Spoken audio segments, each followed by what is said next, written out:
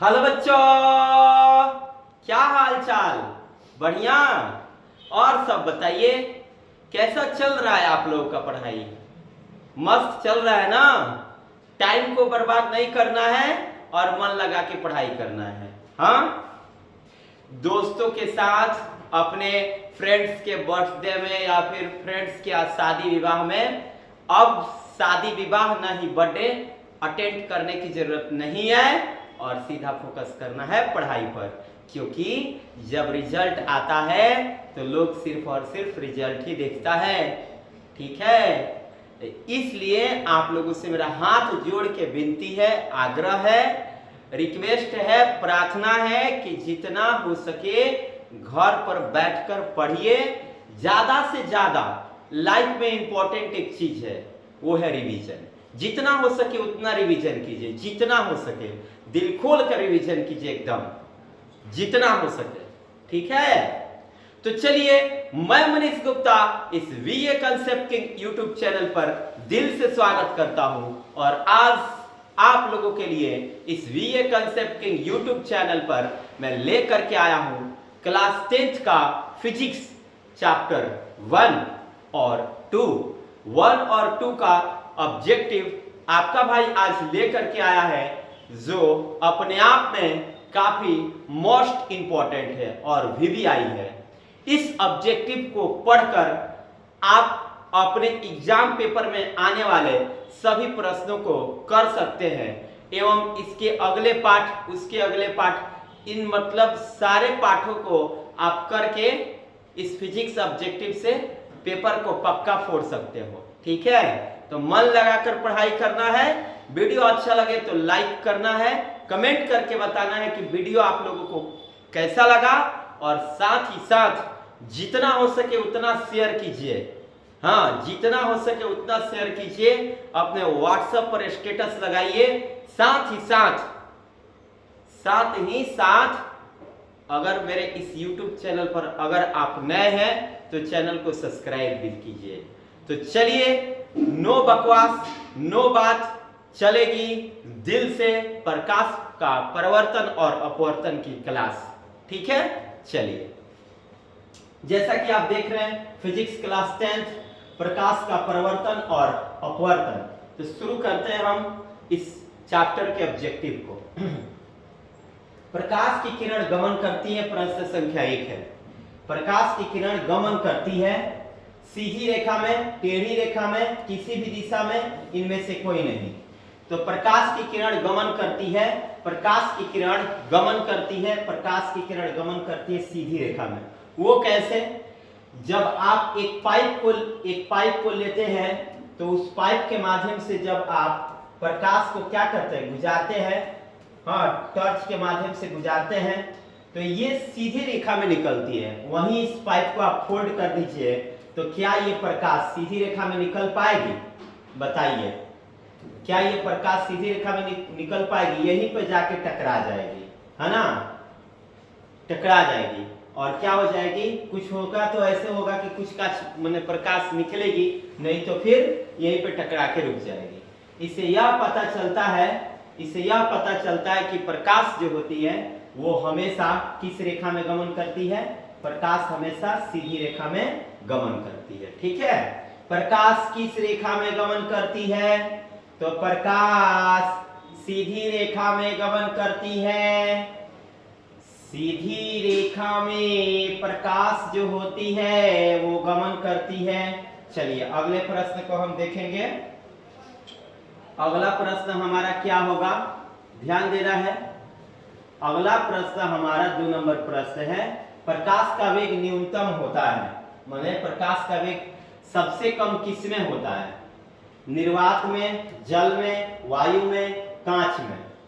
निर्वात में प्रकाश की चाल कितना होता है? शून्य या निर्वात या वायु, ये दोनों एक ही होता है। आपसे पूछे शून्य या निर्वात, शून्य या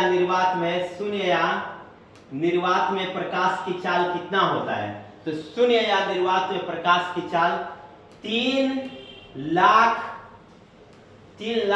किलोमीटर प्रति सेकेंड होता है ना? वहीं इसको घात के रूप में बदल दिया जाए, 3 लाख है, 3 लाख है, कै लाख है, 3 लाख, 3 लाख। किलोमीटर को मीटर से बदलने के लिए 1000 से गुणा किया जाता है प्रति मीटर प्रति सेकेंड, है ना। तो 3 तो 3, 5 को 0 इधर, 3 को 0 इधर, 8 को 0 मीटर प्रति सेकेंड। ऐसे भी होता है और ऐसे भी होता है ना। तो प्रकाश का वेग न्यूनतम होता है, किसमें होता है? तो प्रकाश का वेग जो न्यूनतम होता है वो कांच में होता है। प्रकाश का वेग किसमें न्यूनतम होता है? कांच में। लेकिन शून्य या निर्वात में प्रकाश की चाल कितना होता है? तो शून्य या निर्वात में प्रकाश की चाल 3 लाख किलोमीटर प्रति सेकेंड या 3 × 10⁸ मीटर प्रति सेकेंड होता है। फिर से बताइए, प्रकाश का वेग न्यूनतम किसमें होता है? प्रकाश का वेग न्यूनतम किसमें होता है? तो कांच में होता है। प्रकाश का वेग न्यूनतम किसमें होता है? तो कांच में होता है।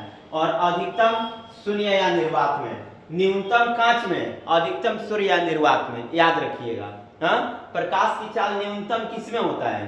तो कांच में। और अधिकतम किसमें होता है? शून्य या निर्वात में। ठीक है, शून्य निर्वात में प्रकाश की चाल कितना होता है? 3 लाख किलोमीटर प्रति सेकेंड, और 3 लाख किलोमीटर प्रति सेकेंड या 3 × 10⁸ मीटर प्रति सेकेंड। हाँ, प्रकाश का वेग किसमें न्यूनतम होता है? तो कांच में। चलिए आगे देखते हैं। अगला प्रश्न क्या है? मोटर गाड़ी के चालक के सामने लगा रहता है। मोटर गाड़ी के चालक के सामने लगा रहता है। मोटर गाड़ी के चालक के सामने लगा रहता है। बताइए, जो चालक होता है, चालक यानी ड्राइवर, ड्राइवर के आगे ना लगा रहता है। जैसे सीट पर ड्राइवर बैठ गया, इधर व्यक्ति बैठता है। हाँ, ड्राइवर गाड़ी हाँकता है तो उसके सामने ना एक छोटा सा ऐसा शीशा, इतना छोटा लगा रहता है। तो शीशा जो होता है किस दर्पण का बना होता है? समतल दर्पण, उत्तल दर्पण, अवतल दर्पण, उत्तल लेंस। बताइए, तो मोटर गाड़ी के चालक के सामने जो दर्पण लगा होता है वो होता है उत्तल दर्पण। कौन दर्पण? कौन दर्पण? उत्तल दर्पण। वैसे तो ऑप्शन है समतल दर्पण, उत्तल दर्पण, अवतल दर्पण, उत्तल लेंस। तो आपका आंसर होगा कि मोटर गाड़ी के चालक के सामने जो दर्पण लगा होता है वो दर्पण होता है उत्तल दर्पण। कौन सा दर्पण? उत्तल दर्पण, है ना। चलिए आगे क्वेश्चन को देखते हैं हम। मोटर गाड़ी के चालक के सामने लगा दर्पण उत्तल होता है। आगे 4th नंबर क्वेश्चन देखना है। मोटर कार के हेडलाइट में किसका प्रयोग होता है? मोटर कार के हेडलाइट में किसका प्रयोग होता है? बताइए, मोटर कार के हेडलाइट में किसका प्रयोग होता है? मोटर कार होता है उसके आगे हेडलाइट, आगवा नहीं होता है, आगे दो बहुत ज्यादा फोकस करता है, वो कौन दर्पण होता है? समतल दर्पण, उत्तल दर्पण, अवतल दर्पण। और आगे हम देखते हैं ऑप्शन क्या है। अगला ऑप्शन क्या है देखेंगे, समतल दर्पण, उत्तल दर्पण, अवतल दर्पण। और अगला क्या है? अगला ऑप्शन क्या है देखेंगे हम। अगला ऑप्शन है शायद उत्तल लेंस। तो बताइए, मोटर गाड़ी के हेडलाइट के सामने कौन सा दर्पण लगा रहता है? मोटर गाड़ी के हेडलाइट के सामने कौन सा दर्पण लगा रहता है? तो मोटर गाड़ी के हेडलाइट, मोटर गाड़ी में जो हेडलाइट होता है उसमें लगा दर्पण अवतल दर्पण होता है। कौन सा दर्पण? अवतल दर्पण। हेडलाइट में अवतल दर्पण और चालक के सामने उत्तल दर्पण। हेडलाइट में अवतल दर्पण, चालक के सामने लगा दर्पण उत्तल दर्पण। ठीक है, चलिए आगे। ये जो आप पाठ पढ़ रहे हो ना, ये क्लास 12th में भी आता है, इस बात को याद रखना है ना। बढ़िया से मन लगा के पढ़ाई करना है। समतल दर्पण द्वारा बना प्रतिबिंब कैसा होता है? समतल दर्पण द्वारा बना प्रतिबिंब कैसा होता है? वास्तविक, काल्पनिक, दोनों इनमें से कोई नहीं। बताइए, समतल दर्पण द्वारा बना प्रतिबिंब कैसा होता है? तो समतल दर्पण द्वारा बना प्रतिबिंब क्या होता है? काल्पनिक। समतल दर्पण द्वारा बना प्रतिबिंब क्या होता है? बताइए, समतल दर्पण द्वारा बना प्रतिबिंब काल्पनिक होता है। समतल दर्पण द्वारा बना प्रतिबिंब कैसा होता है? काल्पनिक। समतल दर्पण द्वारा बना प्रतिबिंब कैसा होता है? बताइए, समतल दर्पण द्वारा बना प्रतिबिंब कैसा होता है? बताइए, समतल दर्पण द्वारा बना प्रतिबिंब कैसा होता है? बताइए। तो समतल दर्पण द्वारा बना प्रतिबिंब काल्पनिक होता है। आगे, लेंस की क्षमता का एसआई मात्रक क्या होता है? डायऑप्टर, ल्यूमेन, लक्स, एंगस्ट्रॉम। लेंस की क्षमता का एसआई मात्रक, लेंस की क्षमता का एसआई मात्रक क्या होता है? आपके पास ऑप्शन है डाइऑप्टर, ल्यूमेन, लॉक्स, एंगस्ट्रम। तो लेंस की क्षमता का SI मात्रक डाइऑप्टर होता है। ये वाला प्रश्न भी आई है जो एग्जाम में आता है। लेंस की क्षमता का SI मात्रक क्या होता है, याद रखिए। लेंस की क्षमता का SI मात्रक क्या होता है, डाइऑप्टर। डाइऑप्टर लेंस की क्षमता का SI मात्रक, प्रचलित मात्रक डाइऑप्टर। आगे, प्रकाश की किरणों का पथ दर्शाने वाले चित्रों को क्या कहते हैं? जो प्रकाश की किरणों के पथ यानी रास्ता को दर्शाता है उस चित्र को हम क्या कहते हैं? किरण आरेख, फोकस, किरणपुंज, इनमें से सभी। तो प्रकाश की किरणों का पथ दर्शाने वाले चित्र को क्या कहा जाता है, बताइए। प्रकाश की किरणों का पथ दर्शाने वाले चित्रों को क्या कहते हैं? तो प्रकाश की किरणों का पथ दर्शाने वाले चित्रों को हम कहते हैं किरण आरेख। क्या कहते हैं बच्चों, बोलो? किरण आरेख।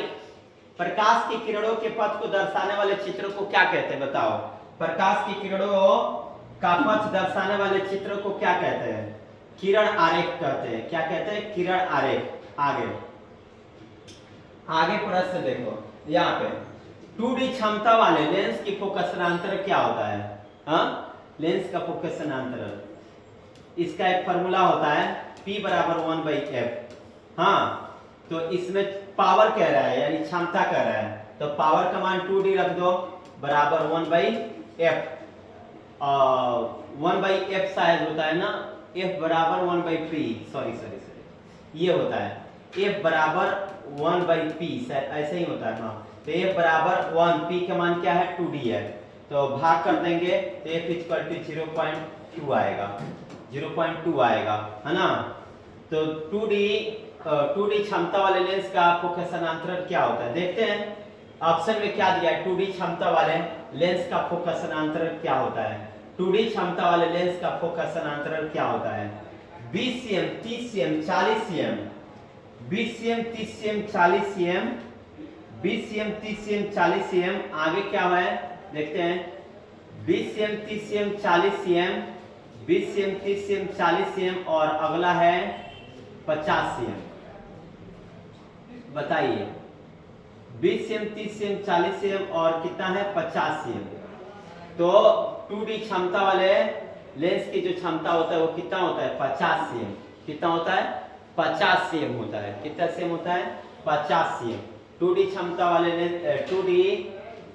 2D क्षमता वाले लेंस का 2D क्षमता वाले लेंस का फोकसनांतर कितना होता है, 50 cm। सॉरी थोड़ा सा, ठीक है, 50 cm। चलो आगे देखते हैं। किसी उत्तल लेंस का फोकसनांतर 50 cm है, तो उसकी क्षमता कितनी होगी? फोकसनांतर कितना cm है, 50 cm, तो उसकी क्षमता कितनी होगी? तो प्लस 2D होगी। बात सही है, 2D होगा, plus 5D minus 5D minus 2D plus 2D। तो किसी उत्तल लेंस का फोकसनांतर 50 cm है, तो उसकी क्षमता कितनी होगी, प्लस 2D होगी। कितनी होगी, प्लस 2D। देखो बताते हैं, लॉजिक देखो क्या है। अगर ना फोकसनांतर पूछ रहा है ना, तो आराम से जितना का पूछ रहा है उसमें ना 25 से गुणा कर दो, है ना। जितना का पूछ रहा है उसमें 25 से क्या कर दो, गुणा कर दो। अगर 25 से गुणा कर दो। अगर तुमसे कहे कि 2D क्षमता वाले लेंस का फोकसनांतर क्या होगा, तो 25 दूनी 50 cm। वही अगर तुमसे पूछ रहा है कि तो 50 cm फोकसनांतर वाले लेंस की क्षमता क्या होगा, तो 2 से डिवाइड 25 से उसको क्या कर दो, डिवाइड कर दो, तो कितना आ जाएगा, 2D। याद रखो, अगर तुमको डाइऑप्टर में पूछ रहा है, डाइऑप्टर में पूछ रहा है, तो उसको डाइऑप्टर दे रहा है और फोकसनांतर पूछ रहा है, तो उसे 25 से गुणा कर दो, है ना। अगर तुमको मिल रहा है फोकसनांतर, आप पूछ रहा है तुमसे क्षमता, तो उसको 25 से भाग कर दो। समझ में आया? एक ट्रिक लिख लो, ट्रिक है, डाइऑप्टर में मिलेगा, डाइऑप्टर में मिलेगा तो और 25 cm से गुणा करेंगे, फोकसनांतर में बदलने के लिए, फोकसनांतर में क्या करने के लिए, बदलने के लिए, है ना। अगर फोकसनांतर में देगा,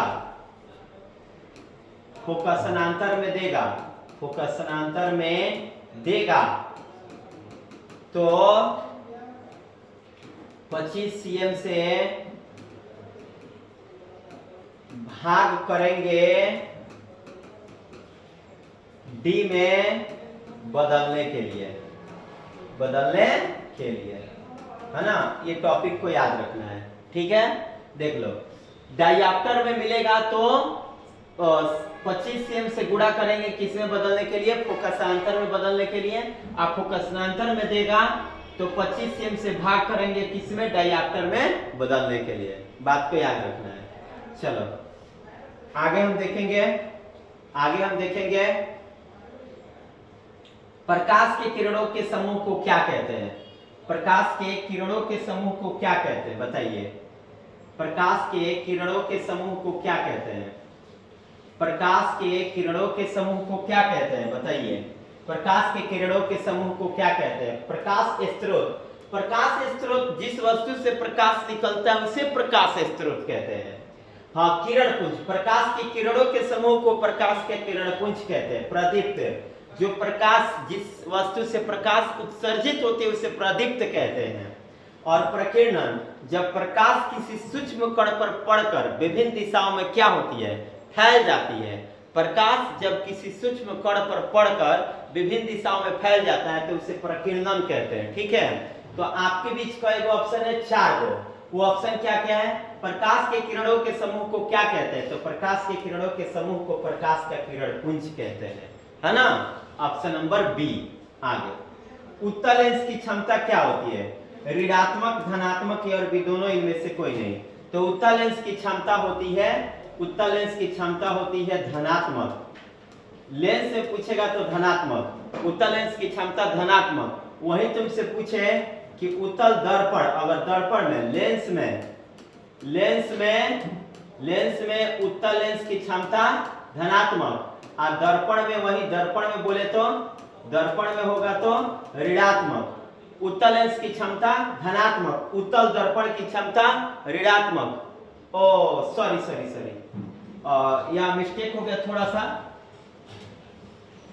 ध्यान देना है। उत्तल लेंस की क्षमता क्या होता है, धनात्मक।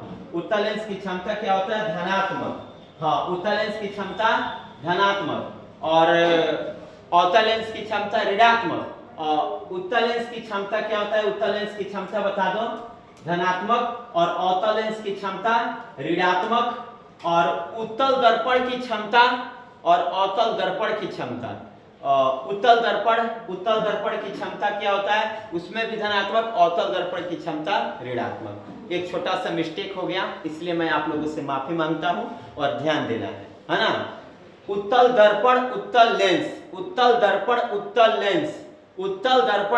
लेंस की क्षमता धनात्मक, अवतल दर्पण अवतल लेंस की क्षमता ऋणात्मक, ठीक है। अवतल दर्पण अवतल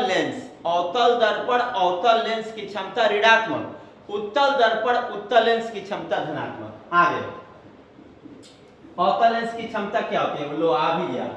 अवतल लेंस की क्षमता क्या होती है, 12 नंबर क्वेश्चन है। अवतल लेंस की क्षमता क्या होती है, अब तो आप बता ही दोगे। अवतल लेंस की क्षमता बता नहीं दोगे, ऋणात्मक, धनात्मक, ए और बी दोनों, इनमें से कोई नहीं। तो अवतल लेंस की क्षमता होता है ऋणात्मक, उत्तल लेंस की क्षमता धनात्मक, अवतल लेंस की क्षमता ऋणात्मक, उत्तल दर्पण की क्षमता धनात्मक, अवतल दर्पण की क्षमता ऋणात्मक। चलिए हम आगे बात को करेंगे। ध्यान देना है सभी बच्चों को, पढ़ाई मन लगा के करना है, और लाइक करना नहीं भूलना है। ज्यादा से ज्यादा मात्रा में वीडियो को शेयर करना है, ताकि ये वीडियो आप लोगों के साथ साथ आपके साथ पढ़ने वाले अन्य स्टूडेंट हैं उनके पास भी जाए, ठीक है। चलिए ध्यान देना है बच्चों, ध्यान देना है। अगला पेज होगा आपके लिए, अगला पेज भैया आ जाओ। हाँ, उत्तल लेंस को कहते हैं 30 नंबर क्वेश्चन है। चलिए ध्यान देना है।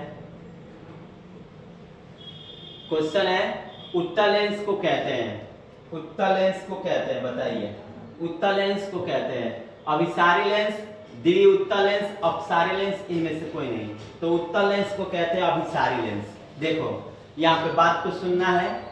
उत्तल लेंस, उत्तल लेंस को कौन सा लेंस कहते हैं? अभिसारी लेंस, है ना। और अवतल लेंस को, अवतल लेंस को, अवतल लेंस को कौन सा लेंस कहेंगे? अपसारी लेंस, है ना। उत्तल लेंस को कौन सा लेंस कहेंगे? उत्तल लेंस को कहेंगे अभिसारी लेंस, अवतल लेंस को कहेंगे अपसारी लेंस, है ना। देखो क्यों, ये उत्तल लेंस जो होता है वो प्रकाश की किरणों को कन्वर्जिंग करता है। कन्वर्जिंग मतलब एक बिंदु पर एकत्रित करता है। और अपसारी लेंस, अवतल लेंस को अपसारी लेंस इसलिए कहते हैं क्योंकि जब इससे प्रकाश की किरणें होकर गुजरती है तो ये प्रकाश की किरणों को क्या करता है? विभिन्न दिशाओं में फैला देता है। तो उत्तल लेंस को कोई पूछे कि उत्तल लेंस को अभिसारी लेंस क्यों कहते हैं, तो उत्तल लेंस को अभिसारी लेंस इसलिए कहते हैं क्योंकि जब इस लेंस से प्रकाश की किरणें होकर गुजरती हैं तो ये प्रकाश की किरणों को क्या कर देता है? एक बिंदु पर एकत्रित कर देता है। अवतल लेंस को अपसारी लेंस क्यों कहते हैं? अवतल लेंस को अपसारी लेंस इसलिए कहते हैं क्योंकि जब इस लेंस से प्रकाश की किरणें होकर गुजरती है तो विभिन्न दिशाओं में क्या होती हैं? फैल जाती हैं। ये तीर का सिंबल देना नहीं भूलना है, तीर का सिंबल देना नहीं भूलना है ना, याद रहे। चलिए तो आप लोग को पता चल गया उत्तल लेंस को अभिसारी लेंस और अवतल लेंस को अपसारी लेंस। डन है। चलिए आगे हम भागेंगे, आगे हम पढ़ाएंगे आप लोगों को। यस, ये रहा 14 नंबर आपका प्रश्न। अवतल लेंस को क्या कहते हैं? निम्नलिखित में अवतल लेंस को क्या कहते हैं बता दो। अवतल लेंस को क्या कहते हैं ये आपसे पूछ रहा है। अभिसारी लेंस, द्वि अवतल लेंस, अपसारी लेंस, इनमें से कोई नहीं। अब तो आप बता दोगे अवतल लेंस को कौन सा लेंस कहते हैं? अपसारी लेंस। याद रहेगा ना। चलिए आगे। निम्नलिखित में कौन सा पदार्थ लेंस बनाने के लिए प्रयुक्त नहीं किया जाता? लेंस बनाने में कौन सा पदार्थ का प्रयोग नहीं किया जाता है? जल, कांच, प्लास्टिक, मिट्टी। लेंस बनाने में क्या प्रयोग नहीं किया जा सकता? तो लेंस बनाने में मिट्टी का प्रयोग नहीं होता। ये एग्जाम पेपर का पसंदीदा क्वेश्चन है कि कौन सा पदार्थ लेंस बनाने के लिए प्रयुक्त नहीं किया जा सकता। उस पदार्थ का नाम बताइए जिस पदार्थ का प्रयोग लेंस बनाने में नहीं किया जाता है। तो नाम है उसका मिट्टी। मिट्टी का प्रयोग लेंस बनाने में नहीं किया जाता है। मिट्टी का प्रयोग लेंस बनाने में नहीं किया जाता है। आगे अगला प्रश्न देखना है। किस दर्पण से हमेशा वस्तु से छोटा प्रतिबिंब प्राप्त होता है? कौन ऐसा दर्पण है? कौन ऐसा दर्पण है? कौन ऐसा दर्पण है? कौन ऐसा दर्पण है? कौन ऐसा दर्पण है जिससे हमेशा वस्तु से छोटा प्रतिबिंब प्राप्त होता है? किस दर्पण में हमेशा वस्तु से छोटा प्रतिबिंब? समतल, उत्तल, अवतल, कोई नहीं। तो उस दर्पण का नाम पता है क्या है? उस दर्पण का नाम उत्तल दर्पण है। वस्तु से छोटा प्रतिबिंब किस दर्पण में प्राप्त होता है? उत्तल दर्पण में। पता है कैसे? जब आप बाइक वाइक चलाते हो लो या फिर किसी गाड़ी वगैरह में बैठे रहते हो तो एक छोटा सा शीशा चालक के सामने लगा रहता है, इधर साइड मिरर में, है ना। उसमें ना उतनी बड़ी आती हुई ट्रक ना उसमें ना छोटा उसमें दिखाई देता है ना। तो उतनी बड़ी बड़ी वाहन है उसमें छोटा दिखाई देता है। यानी यही तो एक दर्पण है। किस दर्पण से हमेशा वस्तु से छोटा प्रतिबिंब प्राप्त होता है? तो उत्तल दर्पण से। और किस दर्पण से वस्तु से बड़ा प्रतिबिंब प्राप्त होता है? तो अवतल दर्पण से। याद रखना, उत्तल दर्पण में कैसा प्रतिबिंब बनता है? छोटा। अवतल दर्पण में बड़ा। याद रखना है। चलो आगे देखते हैं। ध्यान देंगे हम बच्चों अगले टॉपिक पर। हमारा अगला टॉपिक क्या होगा? अगला क्वेश्चन क्या होगा? शेयर कर रहे हैं ना आप लोग? शेयर करना नहीं भूलिएगा लोग, ठीक है। और मन लगा के पढ़ाई कीजिएगा लोग। चलते हैं अगला पेज हमारा। यस, अगला क्वेश्चन भी हमारे पास आ गया। किस दर्पण से वस्तु का बड़ा प्रतिबिंब बनता है? लो भैया ये भी आ गया क्वेश्चन। जो बोल रहे हैं आगे हैं ही। किस दर्पण से वस्तु का बड़ा प्रतिबिंब बनता है? समतल, अवतल, उत्तल, कोई नहीं। तो जिस दर्पण से वस्तु से बड़ा प्रतिबिंब बनता है उसका नाम अभी हम बता भी दिए। अवतल दर्पण से, अवतल दर्पण के माध्यम से किसी भी वस्तु का बड़ा प्रतिबिंब बनता है। आगे 18 नंबर क्वेश्चन होगा आप लोगों के लिए। 18 नंबर क्वेश्चन देखना है आप लोगों को, ध्यान देना है मेरे बच्चों, मेरे लाडलों। प्रकाश के परावर्तन के कितने नियम हैं? 1 2 3 4। प्रकाश के परावर्तन के कितने नियम हैं? तो प्रकाश के परावर्तन के 2 नियम हैं। प्रकाश के परावर्तन के कितने नियम हैं? 2। वो कैसे? ये होता है समतल दर्पण। कौन दर्पण? समतल दर्पण। प्रकाश जिस नियम का पालन करते हुए आती है उसी नियम का पालन करते हुए क्या होती है? लौट जाती है। हाँ, तो जो किरण आती है उसे आपतित किरण कहते हैं और जो लौट के जाती है उसे परावर्तित किरण कहते हैं। किसी समतल सतह से जब प्रकाश टकराती है तो वो क्या होती है? जिस नियम का पालन करते हुए आती है उसी नियम का पालन करते हुए वापस लौट जाती है ना? तो आती हुई किरण को आपतित किरण कहते हैं और मुड़कर जाते हुई परावर्तित होकर जाती हुई किरण को हम कहते हैं परावर्तित किरण। और इसके बीच में खिंचाता है अभिलंब, जो आपतन बिंदु पर होता है। तो आपतन बिंदु पर खींचे गए लंब को अभिलंब कहते हैं। आपतन बिंदु पर खींचे गए लंब को अभिलंब कहते हैं। आपतन बिंदु पर खींचे गए लंब को अभिलंब कहते हैं। तो आपतित किरण और अभिलंब के बीच एक कोण बनता है जिसे आपतन कोण कहते हैं। परावर्तित किरण और अभिलंब के बीच एक कोण बनता है जिसे परावर्तन कोण कहते हैं। आपतित किरण और अभिलंब के बीच बने कोण को आपतन कोण कहते हैं और परावर्तित किरण और अभिलंब के बीच बने कोण को परावर्तन कोण कहते हैं, है ना? यह है आपतन बिंदु। आपतन बिंदु पर खींचे गए लंब को अभिलंब कहते हैं, है ना? तो देखो, तो इसके 2 नियम, प्रकाश के परावर्तन के 2 नियम। आपतित किरण, परावर्तित किरण और खींचा गया अभिलंब तीनों एक ही तल पर होता है। आपतित किरण, परावर्तित किरण और खींचा गया अभिलंब तीनों एक ही तल पर होता है। आपतन कोण परावर्तन कोण के बराबर होता है। आपतन कोण परावर्तन कोण के बराबर होता है और आपतित किरण, परावर्तित किरण तथा खींचा गया अभिलंब तीनों एक ही तल पर होता है। तो 2 नियम हुए। तो इसीलिए प्रकाश के परावर्तन के कितने नियम होते हैं? 2। आगे ध्यान देना मेरे बच्चों। आगे जब प्रकाश की किरणें हवा से कांच में प्रवेश करती है तो मुड़ जाती है। अभिलंब से दूर, अभिलंब के निकट, अभिलंब के समांतर, इनमें से कोई नहीं। तो जब प्रकाश की किरण हवा से कांच में प्रवेश करती है तो अभिलंब के निकट मुड़ जाती है। जब प्रकाश की किरण हवा से कांच में प्रवेश करती है तो अभिलंब के निकट मुड़ जाती है। याद रखना है, जब प्रकाश की किरण हवा से कांच में प्रवेश करती है तो मुड़ जाती है अभिलंब के निकट, अभिलंब के निकट। आगे देखते हैं। फोटोग्राफी कैमरा का अभिदृश्यक होता है। फोटोग्राफी कैमरा जो होता है उसमें लगा जो लेंस होता है, कौन सा लेंस होता है फोटोग्राफी कैमरा में? उत्तल लेंस, अवतल लेंस, उत्तल दर्पण, अवतल दर्पण। तो फोटोग्राफी कैमरा में लगा अभिदृश्यक क्या होता है?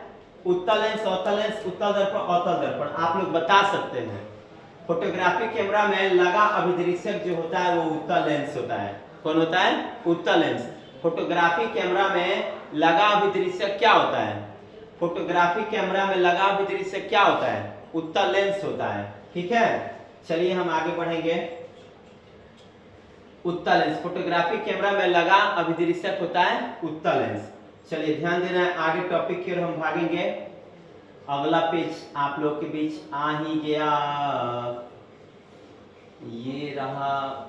ओहो भैया, चलो हमरा कह रहे हो जी। चलो भैया, तो आगे प्रश्न को हम देखेंगे। साइड मिरर के रूप में प्रयुक्त होता है, साइड मिरर के रूप में लगा रहता है।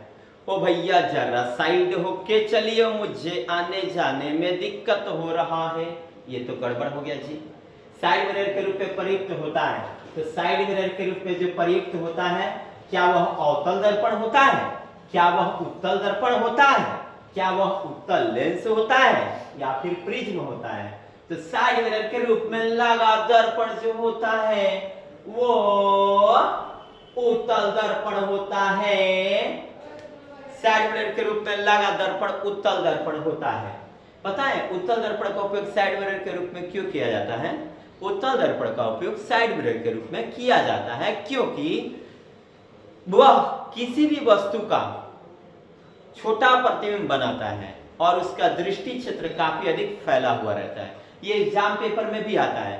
साइड मिरर के रूप में प्रयुक्त होता है उत्तल दर्पण।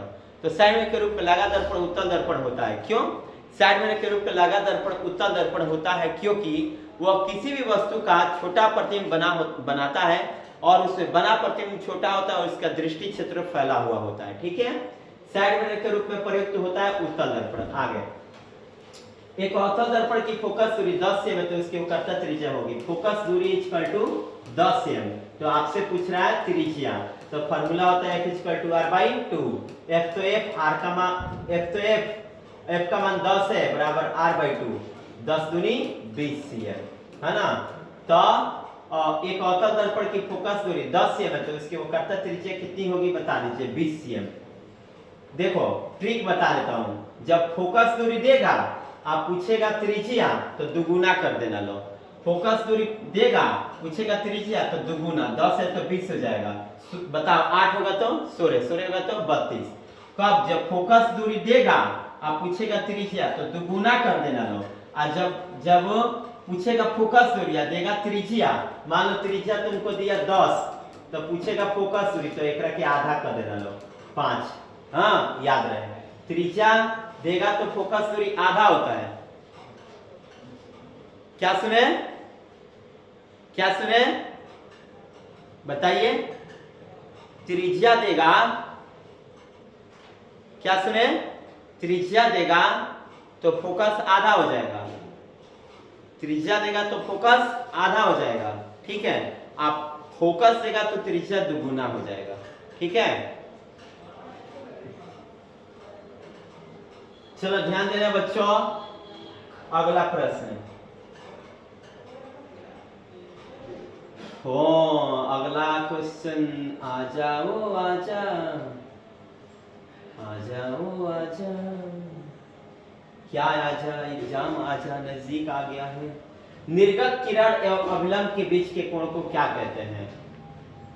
निर्गत किरण और अभिलंब के बीच के कोण को क्या कहते हैं? आपतन कोण, परावर्तन कोण, निर्गत कोण, इनमें से कोई नहीं। निर्गत किरण और अभिलंब के बीच के कोण को कहते हैं निर्गत कोण। याद रखना है, क्वेश्चन भी आई है। निर्गत किरण और अभिलंब के बीच के कोण को निर्गत कोण कहते हैं। निर्गत किरण है, देखो किरण, निर्गत किरण, निर्गत निर्गत किरण है, कोण लगा दो। निर्गत किरण एवं अभिलंब के बीच के कोण को क्या कहते हैं? निर्गत कोण कहते हैं।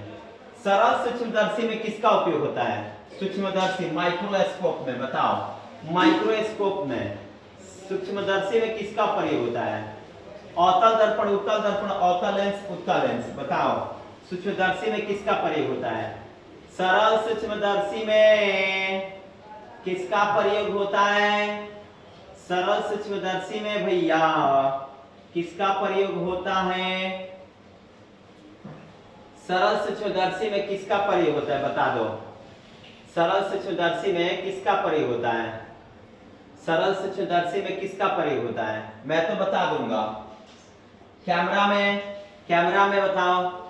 उत्तल लेंस, सरल सूक्ष्मदर्शी में भी उत्तल लेंस, कैमरा में भी उत्तल लेंस और सरल सूक्ष्मदर्शी में भी उत्तल लेंस और मानव नेत्र में भी, मानव के नेत्र में भी उत्तल लेंस होता है। याद रखना है। किस लेंस के द्वारा सिर्फ काल्पनिक प्रतिबिंब बनता है? किस लेंस के द्वारा सिर्फ काल्पनिक प्रतिबिंब बनता है? लेंस पूछ रहा है, लेंस, दर्पण नहीं, लेंस। किस लेंस के द्वारा सिर्फ काल्पनिक प्रतिबिंब बनता है? उत्तल लेंस, अवतल लेंस, बाइफोकल लेंस, इनमें से कोई नहीं। तो जिस लेंस के द्वारा सिर्फ काल्पनिक प्रतिबिंब बनता है वह लेंस है अवतल लेंस। लेंस में पूछेगा किस लेंस के द्वारा सिर्फ काल्पनिक प्रतिबिंब बनता है तो अवतल लेंस। किस दर्पण के द्वारा काल्पनिक प्रतिबिंब बनता है तो उत्तल दर्पण के द्वारा। किस लेंस के द्वारा काल्पनिक प्रतिबिंब बनता है तो अवतल लेंस के द्वारा। किस दर्पण के द्वारा काल्पनिक प्रतिबिंब बनता है तो उत्तल दर्पण के द्वारा। किस दर्पण के द्वारा वास्तविक प्रतिबिंब बनता है? तो अवतल दर्पण के द्वारा। किस दर्पण के द्वारा किस लेंस के द्वारा? देखो मैं ना बता देता हूं, एक बार समझ जाओ। ये लेंस है, लेंस का प्रकार का होता है, दो प्रकार के, अवतल और उत्तल, कॉनकेव कॉन्वेक्स। तो अवतल लेंस में कहेगा तो अवतल लेंस में काल्पनिक प्रतिबिंब है ना, और उत्तल लेंस में वास्तविक प्रतिबिंब, समझ लो है ना। और वही दर्पण पूछेगा तो दर्पण का प्रकार के दो प्रकार के, अवतल दर्पण और उत्तल दर्पण। तो अवतल दर्पण में कौन सा प्रतिबिंब बनता है? वास्तविक। उत्तल दर्पण में काल्पनिक। चलो अब सीख लो। हाँ, लेंस कहेगा किस लेंस में काल्पनिक प्रतिबिंब बनता है? तो अवतल लेंस में। किस लेंस में वास्तविक प्रतिबिंब बनता है? तो उत्तल लेंस में। किस दर्पण में वास्तविक प्रतिबिंब बनता है? तो अवतल दर्पण में। किस दर्पण में काल्पनिक प्रतिबिंब बनता है? तो उत्तल दर्पण में। याद रहे। आगे चलो ध्यान देना है। आगे बच्चों 26 नंबर क्वेश्चन है। 26 नंबर क्वेश्चन है, परावर्तन के नियम से निर्धारित होता है आपतन कोण बराबर परावर्तन कोण बराबर अपवर्तन कोण, आपतन कोण बराबर विचलन कोण, इनमें से कोई नहीं। तो परावर्तन के नियम में ना आपतन कोण बराबर परावर्तन कोण होता है ना, ध्यान देना है। और परावर्तन के नियम से निर्धारित हो, ये भैया क्लास 12th में भी आता है, याद रखना है। तो इस क्लास में भी पढ़ ले रहे हो तुम, और समझ लो इसमें तुम बेहतरीन से पढ़ लिए, तो क्लास 12th का तुम्हारा जो टॉपिक होगा वो अच्छा ढंग से क्लियर हो जाएगा। ठीक है, बताओ। परावर्तन के नियम से निर्धारित होता है आपतन कोण बराबर परावर्तन कोण, माने कोण आई बराबर कोण आर, कोण आई बराबर कोण आर, है ना। आपतन कोण बराबर परावर्तन कोण। आगे काल्पनिक प्रतिबिंब किसमें बनता है? काल्पनिक प्रतिबिंब कैसा होता है? सीधा उल्टा दोनों, इनमें से कोई नहीं। काल्पनिक प्रतिबिंब कैसा होता है? तो काल्पनिक प्रतिबिंब सीधा होता है, अवास्तविक प्रतिबिंब उल्टा होता है। काल्पनिक प्रतिबिंब कैसा होता है? काल्पनिक प्रतिबिंब कैसा होता है? काल्पनिक प्रतिबिंब कैसा होता है? काल्पनिक प्रतिबिंब जो होता है वो सीधा होता है, वास्तविक प्रतिबिंब जो होता है वो उल्टा होता है। किस प्रतिबिंब को पर्दे पर उतारा जा सकता है? तो वास्तविक प्रतिबिंब को पर्दे पर उतारा जा सकता है। और किस प्रतिबिंब को पर्दे पर नहीं उतारा जा सकता है? तो काल्पनिक प्रतिबिंब को पर्दे पर नहीं उतारा जा सकता है। प्रतिबिंब कई प्रकार के होते हैं? प्रतिबिंब दो प्रकार के होते हैं, वास्तविक प्रतिबिंब और काल्पनिक प्रतिबिंब। किस प्रतिबिंब को पर्दे पर उतारा जा सकता है? वास्तविक प्रतिबिंब को। किस प्रतिबिंब को पर्दे पर नहीं उतारा जा सकता है? काल्पनिक प्रतिबिंब को। किस प्रतिबिंब में सीधा प्रतिबिंब बनता है? तो काल्पनिक प्रतिबिंब में। किस प्रतिबिंब में उल्टा प्रतिबिंब बनता है? तो वास्तविक प्रतिबिंब में। डन है ना? चलो बहुत अच्छा। आगे लेंस में मुख्य फोकस की संख्या कितनी होती है? लेंस में मुख्य फोकस की संख्या कितनी होती है? लेंस में मुख्य फोकस की संख्या कितनी होती है बताइए? लेंस में मुख्य फोकस की संख्या कितनी होती है? 2, 1, 3 कोई नहीं। तो लेंस में मुख्य फोकस की संख्या 2 होती है। लेंस में मुख्य फोकस की संख्या कितनी होती है बताइए? लेंस में मुख्य फोकस की संख्या 2 होती है। लेंस में मुख्य फोकस की संख्या 2 होती है। लेंस में मुख्य फोकस की संख्या कितनी होती है बताइए? लेंस में मुख्य फोकस की संख्या 2 होती है। लेंस में मुख्य फोकस की संख्या कितनी होती है बताइए? लेंस में मुख्य फोकस की संख्या कितनी होती है? लेंस में मुख्य फोकस की संख्या 2 होती है। अगला क्वेश्चन देखते हैं, दाढ़ी बनाने में कौन सा दर्पण प्रयुक्त होता है? समतल दर्पण, उत्तल दर्पण, अवतल दर्पण कोई नहीं। तो दाढ़ी बनाने में जो दर्पण प्रयुक्त होता है उस दर्पण का नाम है अवतल दर्पण। हजामती दर्पण या दाढ़ी बनाने में जिस दर्पण का प्रयोग होता है उसे अवतल दर्पण कहते हैं। रोगियों के नाक, कान, गले, दांत, रोगियों के नाक, कान, गला, दांत इत्यादि के जांच करने में डॉक्टर किस दर्पण का सहारा लेता है? तो अवतल दर्पण का ही सहारा लेता है। और दाढ़ी बनाने में भी कौन सा दर्पण लगता है? अवतल दर्पण। और वाहनों के हेडलाइट में भी कौन सा दर्पण लगता है? तो अवतल दर्पण। यह बात याद रखना है। और चालक के सामने लगा दर्पण कौन सा होता है? चालक के सामने उत्तल दर्पण, है ना, साइड मिरर के रूप में उत्तल दर्पण। ठीक है, चलिए। एक उत्तल लेंस की क्षमता 1 डायऑप्टर है, तो इस लेंस की फोकस दूरी कितनी होगी बताइए। एक उत्तल लेंस की क्षमता 1 डायऑप्टर है, तो इस लेंस की फोकस दूरी कितनी होगी? Plus 10 cm, minus 10 cm, plus 100 cm, minus 100 cm। तो उस लेंस की एक उत्तल लेंस की क्षमता 1 डायऑप्टर है, तो उस लेंस की फोकस दूरी जो होगी एक डायऑप्टर वाले उत्तल लेंस की क्षमता कितना होता है? एक डायऑप्टर उत्तल लेंस वाले उत्तल लेंस की फोकस दूरी क्या होगी? एक डायऑप्टर क्षमता वाले उत्तल लेंस की फोकस दूरी कितना होगी बताइए। तो 100 cm। कितना cm? 100 cm। आगे देखते हैं, चलिए आगे देखेंगे हम। किसी गोलीय दर्पण तथा किसी पतले गोलीय लेंस दोनों की फोकस दूरी -15 cm है, तो दर्पण तथा लेंस संभवतः क्वेश्चन तो बहुत टॉप लेवल पर है। किसी गोलीय दर्पण तथा किसी पतले गोलीय लेंस, गोलीय दर्पण और गोलीय लेंस दोनों की फोकस दूरी -15 cm है। अब आपको समझना है कि किस लेंस की फोकस दूरी ऋणात्मक होती है, किस लेंस की फोकस दूरी ऋणात्मक होती है, किस दर्पण की फोकस दूरी ऋणात्मक होती है। तो अवतल लेंस अवतल दर्पण की फोकस दूरी ऋणात्मक होती है, ये माइनस में है। तो लेंस का नाम क्या है? तो उस लेंस का नाम है दोनों अवतल है। दोनों क्या है? अवतल है। दोनों क्या है? अवतल है। दर्पण भी अवतल है और लेंस भी अवतल है, तो वही तो उसकी फोकस दूरी -15 cm है, याद रखना है। एक गोलीय दर्पण और गोलीय लेंस की फोकस दूरी +15 cm है, तो दोनों क्या है? दोनों संभवतः है, बताओ। तो दोनों उत्तल दर्पण है। उत्तल दर्पण उत्तल लेंस है ना। बोले कि एक गोलीय दर्पण और गोलीय लेंस की फोकस दूरी -20 cm है, तो वो संभवतः दर्पण और लेंस है, बताओ। तो अवतल लेंस अवतल दर्पण। चलो आगे हम देखेंगे, आगे आपके बीच प्रश्न आएगा, ध्यान देना है बच्चों।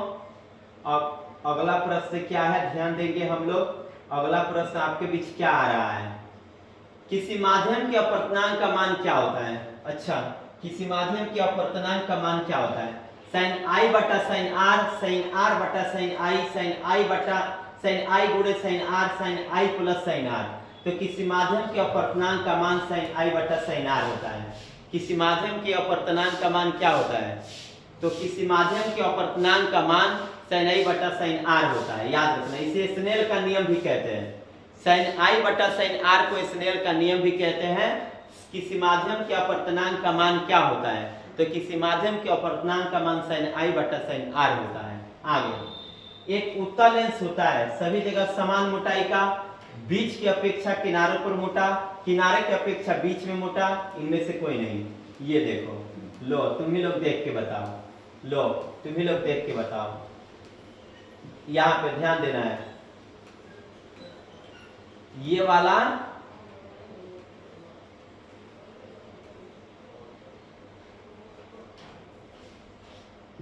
उत्तल लेंस है, ये वाला अवतल लेंस है।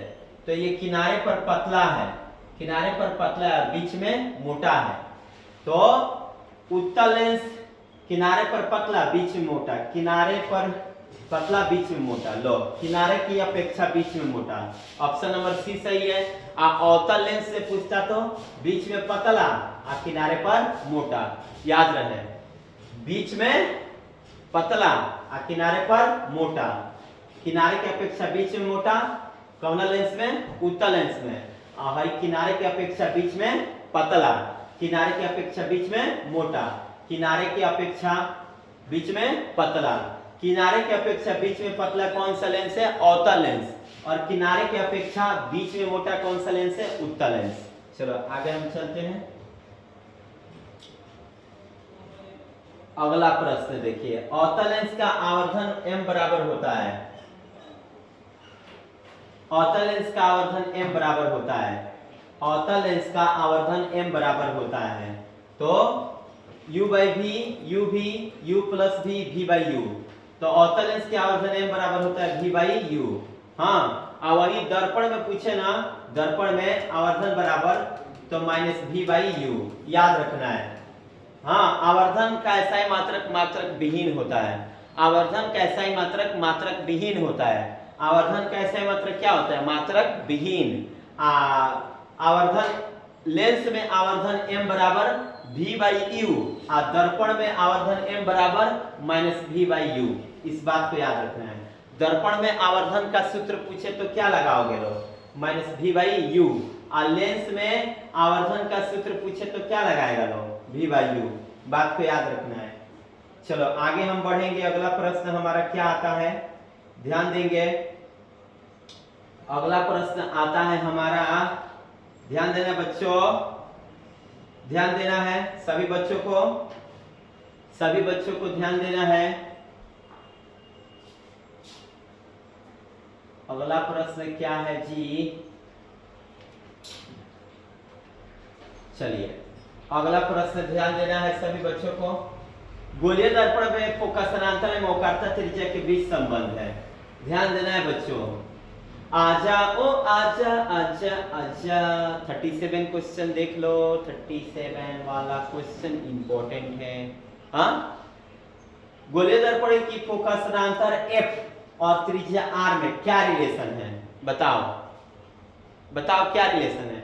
r बराबर 2f, f बराबर r, f बराबर 2 बाई r, r बराबर f बाई 2। हाँ, तो गोलीय दर्पण में फोकसांतर f और वक्रता त्रिज्या r में संबंध यही है, r equal to 2f, r equal to 2f, बात को याद रखना है। गोलीय दर्पण में फोकसांतर f और त्रिज्या r के बीच क्या संबंध है, तो r बराबर 2f, option number A, r बराबर 2f। ये कभी कभी ऐसा भी होता है, f equal to r by 2, इसी को तिरछा तिरछी गुणा कर दोगे तो ये हो जाएगा 2f बराबर r, नीचे कुछ ना एक 2 में f से गुणा 2f बराबर में r, ये भी हो जाता है, ठीक है। तो ये भी ऑप्शन होगा, ये भी ऑप्शन होगा, ठीक है।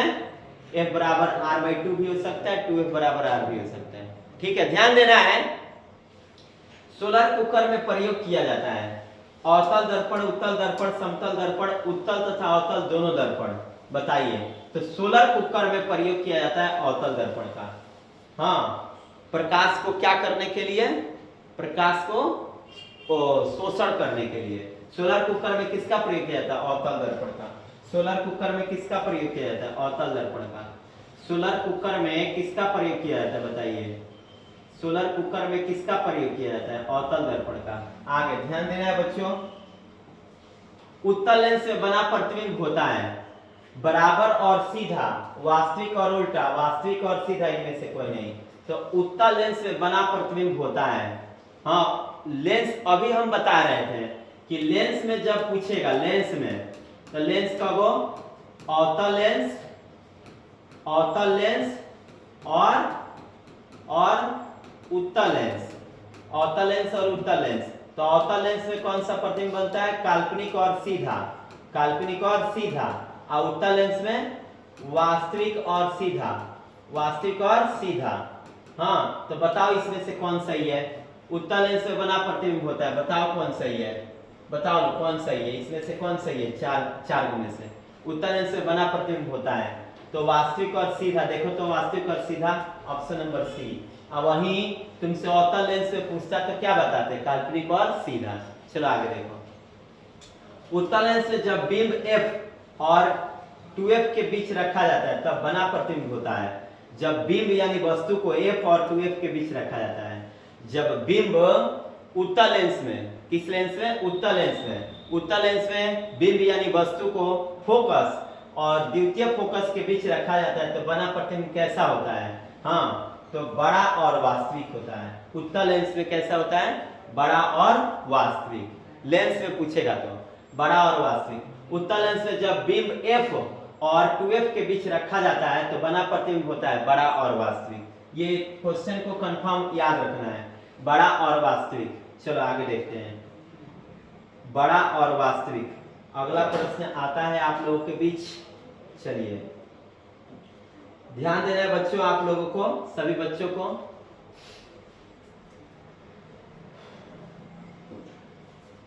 चलिए अगला क्वेश्चन क्या है भैया? हाँ 41, ध्यान देना है 41 नंबर क्वेश्चन पर। दो वक्रीय पृष्ठों से घिरे ठोस माध्यम को क्या कहते हैं? दो वक्रीय पृष्ठों से घिरे ठोस माध्यम को क्या कहते हैं? वक्रीय पृष्ठों से घिरे ठोस माध्यम को क्या कहते हैं? गोलीय दर्पण, त्रिज्या, गोलीय लेंस, समतल दर्पण। हाँ तो दो वक्रीय पृष्ठों से, अच्छा वक्रीय पृष्ठ कर रहा है यानी मुड़े हुए पृष्ठों से घिरे हुए ठोस माध्यम को क्या कहते हैं? तो गोलीय लेंस कहते हैं। हाँ दो वक्रीय पृष्ठों से घिरे ठोस माध्यम को क्या कहते हैं? गोलीय लेंस कहते हैं। अच्छा गोलीय दर्पण किसे कहते हैं? गोलीय दर्पण उस दर्पण को कहते हैं जो दो निश्चित ज्यामितीय सतहों से मिलकर के बना होता है। गोलीय दर्पण उस दर्पण को कहते हैं जिसका परावर्तक सतह किसी खोखले गोले का एक भाग होता है। अब गोलीय लेंस उसे कहते हैं, गोलीय लेंस उस लेंस को कहते हैं जो दो निश्चित ज्यामितीय सतहों से मिलकर बना होता है। तो ज्यामितीय सतहों से जो मिलकर बना रहेगा वो लेंस है, यानी गोलीय लेंस।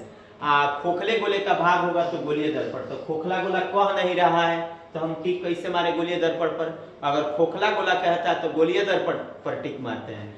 पृष्ठों से, वक्र पृष्ठ से कहेगा तो गोलीय लेंस पर टिक मारेंगे। वह गोलीय दर्पण जो बाहर की तरफ वक्रित होता है क्या कहलाता है? बाहर की तरफ वक्रित होता है। हाँ वह गोलीय दर्पण।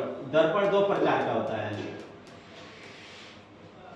दर्पण कौ प्रकार का होता है? दो प्रकार का। दर्पण दो प्रकार का। दर्पण कौ प्रकार का? दो प्रकार का। बाहर की तरफ वक्रित रहता है। हई वाला है अवतल दर्पण, हई वाला है उत्तल दर्पण। उत्तल दर्पण उठल रहता है, अवतल दर्पण धसल रहता है। उत्तल दर्पण उठल रहता है, अवतल दर्पण धसल रहता है। तो बताओ वह गोलीय दर्पण जो बाहर की तरफ वक्रित हो माने निकला हुआ तो उसे क्या कहते हैं? तो उत्तल दर्पण। हाँ उत्तल दर्पण। अंदर की तरफ धसा हुआ को अवतल दर्पण। याद रहेगा ना? जो बाहर की तरफ वक्रित होगा कौन सा दर्पण कहलाएगा? बता लो। बाहर की तरफ वक्रित रहेगा कौन सा दर्पण कहलाएगा? बता लो। तो बाहर की तरफ वक्रित रहेगा उत्तल दर्पण कहलाएगा। गोलीय दर्पण के परावर्तक पृष्ठ के केंद्र को दर्पण का क्या कहा जाता है? आयो रे आयो शुभ दिन आयो रे। गोलीय दर्पण के परावर्तक पृष्ठों के केंद्र को दर्पण का क्या कहा जाता है? मध्य ध्रुव गोलार्ध अक्ष। बताइए गोलीय दर्पण के परावर्तक पृष्ठ के केंद्र को, परावर्तक पृष्ठ के केंद्र को, परावर्तक पृष्ठ के केंद्र को, परावर्तक पृष्ठ के केंद्र को, अच्छा परावर्तक पृष्ठ के केंद्र को, गोलीय दर्पण के परावर्तक पृष्ठ के केंद्र को क्या कहा जाता है? बताइए। मध्य ध्रुव गोलार्ध अक्ष। तो क्या कहा जाता है? ध्रुव। ध्रुव कहा जाता है। क्या कहा जाता है? ध्रुव। अच्छा ये वक्रता केंद्र होता है, वक्रता केंद्र होता है। हाँ और यहाँ पे होता है दर्पण का P, ये वक्रता केंद्र होता है, ये ध्रुव होता है। हाँ C और P, ये वाला P कहलाता है। गोलीय दर्पण के मध्य बिंदु को गोलीय दर्पण का ध्रुव कहते हैं। गोलीय दर्पण के मध्य बिंदु को गोलीय दर्पण का ध्रुव कहते हैं। किसी लेंस द्वारा उत्पन्न आवर्धन का ऐसा मात्रक क्या होता है? लेंस द्वारा उत्पन्न आवर्धन का ऐसा मात्रक बताए थे तुम लोगों को? बोलो बच्चों बताया था कि नहीं? आवर्धन का ऐसा मात्रक बोलो, बताया थे कि नहीं? मीटर, सेंटीमीटर, मिलीमीटर, मात्रक विहीन। तो आवर्धन में पूछेगा तो मात्रक विहीन। गोल टिक लगाना लोग खटाक दे। आवर्धन कैसे मात्रक? मात्रक विहीन। कर लो तैयारी क्योंकि होगी अब तुम लोगों की ही जीत। मेरे बच्चों समय कम है, समय को मत गंवाओ। हम जीतेंगे और जरूर जीतेंगे। हमारी जीत की आवाज दूर दूर तक सुनाई देगी और ये जीत आप लोगों की जीत होगी। आप लोगों की जीत यानी हमारी जीत। तो याद रहे झुकेगा नहीं। चलो आगे देखना है। लेंस के केंद्रीय बिंदु को क्या कहते हैं? लेंस के केंद्रीय बिंदु को क्या कहते हैं? वक्रता केंद्र, प्रकाशिक केंद्र, द्वारक केंद्र, अक्ष केंद्र। तो लेंस के केंद्रीय बिंदु को प्रकाशिक केंद्र कहते हैं। लेंस के केंद्रीय बिंदु को क्या कहते हैं? लेंस के केंद्रीय बिंदु को प्रकाशिक केंद्र कहते हैं। लेंस के केंद्रीय बिंदु को क्या कहते हैं? तो लेंस के केंद्रीय बिंदु को प्रकाशिक केंद्र कहते हैं। लेंस के केंद्रीय बिंदु को क्या कहते हैं? लेंस के केंद्रीय बिंदु को क्या कहते हैं? लेंस के केंद्रीय बिंदु को क्या कहते हैं? तो लेंस के केंद्रीय बिंदु को प्रकाशिक केंद्र कहते हैं। आगे, किसी शब्दकोश में पाए जाने वाले छोटे अक्षरों को पढ़ते समय आप निम्नलिखित में कौन सा लेंस का प्रयोग करेंगे? हाँ, किसी शब्दकोश के छोटे छोटे अक्षरों को पढ़ने के लिए निम्नलिखित में आप किस दर्पण का प्रयोग करेंगे? तो किसी शब्दकोश के छोटे छोटे अक्षरों को पढ़ने के लिए हम किस लेंस का प्रयोग करेंगे? 50 सीएम फोकस दूरी का अवतल लेंस, 50 सीएम फोकस दूरी का उत्तल लेंस, 5 सीएम फोकस दूरी का अवतल लेंस, 5 सीएम फोकस दूरी का उत्तल लेंस। बताइए, किसी शब्दकोश के छोटे छोटे अक्षरों को पढ़ने के लिए आप किस दर्पण का प्रयोग कीजिएगा? बताइए, किसी शब्दकोश के छोटे छोटे अक्षरों को पढ़ने के लिए निम्नलिखित में आप किस लेंस का प्रयोग कीजिएगा? बताइए, आप लोग बताइए। लो, 5 सीएम फोकस दूरी का उत्तल लेंस, 5 सीएम फोकस दूरी का उत्तल लेंस, 5 सीएम फोकस दूरी का उत्तल lens, option number D, 5 CM focus दूरी का उत्तल लेंस। इनमें से कौन दर्पण सूत्र है? दर्पण सूत्र 1/v + 1/u = 1/f, ये दर्पण सूत्र है। देखो तो कहीं है ऑप्शन में 1/v + 1/u।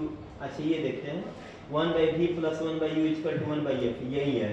अच्छा, ये तो दर्पण में माइनस होता ही नहीं है, ये तो उल्टे दिया, u ऊपर और 1 नीचे, ये तो गलती दे दिया है। इसमें v ऊपर है 1 नीचे है, ये भी गलती है, 3 गो गलती दे दिया है। हाँ, एक गो सही है। दर्पण सूत्र है 1/v + 1/u = 1/f। और लेंस सूत्र पता है में ना माइनस होता है। लेंस सूत्र में माइनस और दर्पण सूत्र में प्लस। लेंस सूत्र में माइनस और दर्पण सूत्र में प्लस। चलो आगे ध्यान देना है। 48 नंबर क्वेश्चन, गोलीय दर्पण के वक्रता केंद्र को किस अक्ष से निरूपित किया जाता है? वक्रता केंद्र को, गोलीय दर्पण के वक्रता केंद्र को, गोलीय दर्पण के वक्रता केंद्र को, गोलीय दर्पण के वक्रता केंद्र को C से CPOF, ओहो C। गोलीय दर्पण के वक्रता केंद्र को किससे निरूपित किया जाता है? तो गोलीय दर्पण के वक्रता केंद्र को C से निरूपित किया जाता है। गोलीय दर्पण के वक्रता केंद्र को किससे निरूपित किया जाता है? गोलीय दर्पण के वक्रता केंद्र को C से सूचित किया जाता है। आइए अगला प्रश्न हम देखेंगे। अगला प्रश्न हमारा क्या होगा? मन लगा के पढ़ाई करना, छोड़ना नहीं है, तोड़ेंगे नहीं तब तक छोड़ेंगे नहीं। आप ही लोग राजा हो, आप लोगों के नाम से हमारा नाम जुड़ेगा। आप लोग का मेहनत होगा तो ही तो हम आगे बढ़ेंगे। निर्वात में प्रकाश की चाल कितना होता है? यहाँ पे छाल लिख दिया गया है, चाल। निर्वात में प्रकाश की चाल कितना होता है? 3 × 10⁸ मीटर प्रति सेकंड, 2 × 10, ये तो 2 होता ही नहीं है, 9 भी नहीं होता है। 3 × 10⁸ मीटर प्रति सेकंड, 3 × 10⁸ मीटर प्रति सेकंड। निर्वात में प्रकाश की चाल 3 × 10⁸ मीटर प्रति सेकंड। निर्वात में प्रकाश की चाल 3 × 10⁸ मीटर प्रति सेकंड। आगे, दंत विशेषज्ञ मरीजों के दांतों का बड़ा प्रतिबिंब देखने के लिए किस दर्पण का उपयोग करते हैं? तो जो दंत विशेषज्ञ होते हैं, जो दंत विशेषज्ञ होते हैं, वो मरीजों के दांतों को बड़ा प्रतिबिंब देखने के लिए जिस दर्पण का उपयोग करते हैं वो दर्पण का नाम है अवतल दर्पण, समतल दर्पण, उत्तल दर्पण। सब यारे भैया, वो दर्पण का नाम है अवतल दर्पण। मान लो नाके में मकई घुस गया तो वो कैसे निकलेगा? मान लो कि दांत खराब है तो डॉक्टर सब चेक करते हैं, तो कौन दर्पण लगाते हैं? अवतल दर्पण। याद रखना है, अवतल दर्पण। दंत विशेषज्ञ द्वारा किस दर्पण का प्रयोग होता है? अवतल दर्पण का। चलो ये वाला 51 नंबर क्वेश्चन, तेरे बिन नहीं लगता मेरा जी। पतले लेंस का आवर्धन क्षमता क्या होती है? पतला लेंस का आवर्धन क्षमता क्या होता है? कम, अधिक, संतुलित, सभी। पतले लेंस की आवर्धन क्षमता क्या होती है? पतले लेंस की आवर्धन क्षमता कम होती है, मोटे लेंस की आवर्धन क्षमता ज्यादा होता है। पतले लेंस की आवर्धन क्षमता क्या होती है? पतले लेंस की आवर्धन क्षमता कम होती है। पतली कमरिया मरी ओए होए होए। ओ सॉरी सॉरी सॉरी, ये मैं क्या करने लग रहा हूँ, ओहो सॉरी। पतले लेंस की आवर्धन क्षमता क्या होती है? पतले लेंस की आवर्धन क्षमता कम होती है, मोटे लेंस की आवर्धन क्षमता अधिक होती है। अभी बताया मैं, अगर पतला लेंस का आवर्धन क्षमता करेगा तो कम और मोटे लेंस की आवर्धन क्षमता अधिक। पतले लेंस की आवर्धन क्षमता कम और मोटे लेंस की आवर्धन क्षमता अधिक। चलो आगे देखते हैं। ध्यान देना है बच्चों, पढ़ाई पर मन लगा के। हाँ सभी बच्चे ध्यान देंगे, गुड गुड गुड। इधर ही ध्यान देना है। क्या टॉपिक है अगला भैया? क्वेश्चन क्या है? लगा दो पूरा जुनून, एकदम अपने आप को तोड़ के रख दो। जिधर देखो उधर तुम्हारा इनाम घुसना चाहिए। अवतल दर्पण के ध्रुव और मुख्य फोकस के बीच रखे बिंब का प्रतिबिंब की प्रकृति क्या होती है? ध्रुव यानी P, मुख्य फोकस यानी F। P और F के बीच में वस्तु रखा गया है। ध्रुव और फोकस के बीच में वस्तु रखा गया है, वो भी कौन दर्पण में? अवतल दर्पण में। वो भी किस दर्पण में? अवतल दर्पण में। ध्रुव और फोकस के बीच रखा गया वस्तु की प्रकृति क्या होती है? आभासी तथा उल्टा, आभासी एवं सीधा, काल्पनिक एवं सीधा, सभी। तो अवतल दर्पण के ध्रुव P और मुख्य फोकस F के बीच रखे बिंब का प्रतिबिंब की प्रकृति होती है महाराज जी आभासी तथा सीधा होता है। आभासी तथा सीधा। अवतल दर्पण के ध्रुव P और मुख्य फोकस F, अवतल दर्पण के ध्रुव P और मुख्य फोकस F के बीच रखे बिंब का प्रतिबिंब की प्रकृति क्या होती है? आभासी एवं सीधा।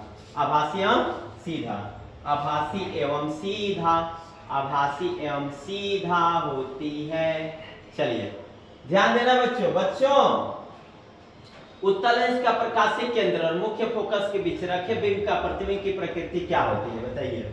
उत्तल लेंस का प्रकाशीय केंद्र और फोकस, उत्तल लेंस के प्रकाशीय केंद्र और फोकस के बीच रखे बिंब की प्रकृति क्या होती है? आभासी तथा उल्टा, आभासी एवं सीधा, काल्पनिक एवं सीधा, इनमें से कोई नहीं। तो उत्तल लेंस का प्रकाशीय केंद्र और मुख्य फोकस के बीच रखे बिंब की प्रकृति जो होती है आभासी एवं सीधी होती है। इस टाइप का जितना भी प्रश्न आ रहा है आपके एग्जाम पेपर में प्रश्न आएगा, 100% की गारंटी है। उत्तल लेंस का प्रकाशीय केंद्र C और मुख्य फोकस F के बीच रखे बिंब की प्रकृति आभासी एवं सीधा।